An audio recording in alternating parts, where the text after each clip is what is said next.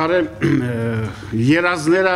ադրբեջաներեն դեռևս չի հրապարակվել։ Այն առաջի անգամ տպագրվել է Մոսկվայում Դրուժբա Նարոդ ամսագրի 12 թվականի դեկտեմբերի համարում։ Վեպը փաստագրական վեպ է, փաստավավերագրական, նաև կենսագրական է, ինքնակենսագրական է վեպը, պետք է ասեմ նաև քաղաքական աշխատանք է եւ մեծ առումով կանցնե գեղարվեստական վեպ է։ Նվիրված է Ադրբեջանի տարածքից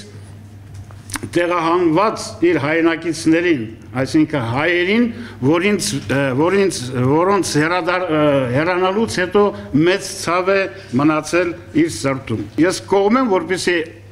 հայերեն դա թարգմանվեր եւ տպագրվեր Հայաստանում հայ ընթերցողը կամ հայ մասնագետները ծանոթ լինեին ինչի մասին է խոսքը գնում։ Սակայն